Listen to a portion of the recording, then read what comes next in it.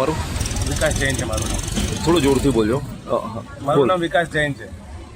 બોલો. અને આ મહેશભાઈ તો અમારા એક સમજબંધુ હતા અને મંડળી ચલાવતા હતા. એટલે મંડળીમાં કેવું હોય કે એકબીજાના પ્રસંગ હોય કે બીજા કામો નીકળતા હોય એટલે બધા પોતાના અમુક શેર દર મહિને અમુક પડતા હોય છે અને પોતાના કામો નીકળતા હોય છે અને ઘણા વર્ષોથી ચલાવતા હતા અને બધાને ટ્રસ્ટ પણ હતો એટલે બધા પૈસા ભરતા હતા. નાની નાની કોઈ મૂડી કોઈ મહિને 5,000 કોઈ 10,000 મહિને એવી રીતે સેવિંગ કરીને ભરતા હતા અને કંઈક એનું વળતરે મળતું સામાન્ય દરેકને. પણ અચાનક એમને છેલ્લા લગભગ 1 વર્ષથી બધાને પૈસા આપવાના બંધ કરી નાખ્યા અને હાલમાં પોતે ગાયબ છે. એમના પરિવારવાળા જવાબ આપતા નથી, કોઈ સપોર્ટ કરતા નથી. એમના પરિવારવાળા એમ કહે છે કે અમને ક્યાંય ખબર નથી, એમને હસબન્ડ ક્યાં છે એમને ખબર નથી. તમે કેટલા પૈસા આપ્યા છે? મારા પોતાના 28 લાખ રૂપિયા છે જે મેં ચેક મારફતે આપેલા છે. રોલ. આજ રોજ મહેશભાઈ જાંગડા વિરુદ્ધ અમે આપેલી અરજીના અનુસંધાનમાં અમારે બધાને નિવેદન માટે બોલાવવામાં આવેલ છે અને અમે બધાએ નિવેદન આપેલ છે અને બીજા 4-5 જણા હજુ બાકી છે આપવાના. એ આજકાલમાં જ્યારે ઉપરથી પરમિશન આવશે ત્યારે લોકો અમને ફરીથી બોલાવશે અને અમે અત્યારે હાલમાં બધા અરજીનો નિવેદન આપીને નીકળ્યા છીએ.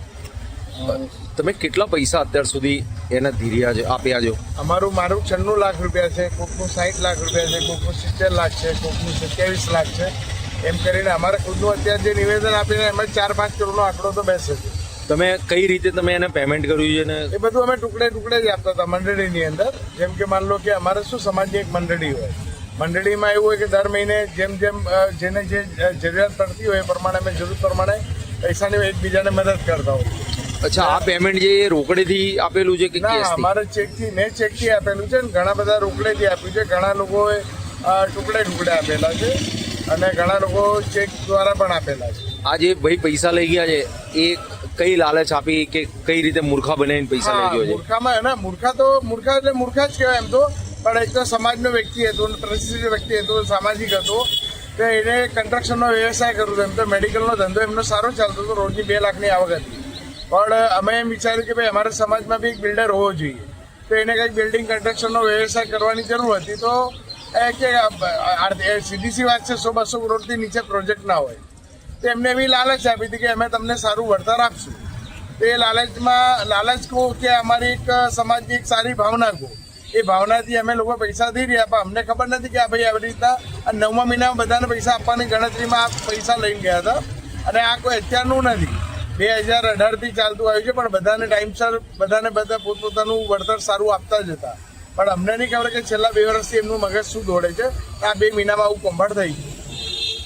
અત્યારે હાલ એ ભાઈ ક્યાં છે? તમે પોલીસને જે જાણ કરી છે તો શું કીધું તમને પોલીસ? ના, પોલીસવાળાએ કે તપાસ ચાલુ છે. અમે પોલીસને અમને લાગતી વળગતી બધી માહિતીઓ અમે આપી છે.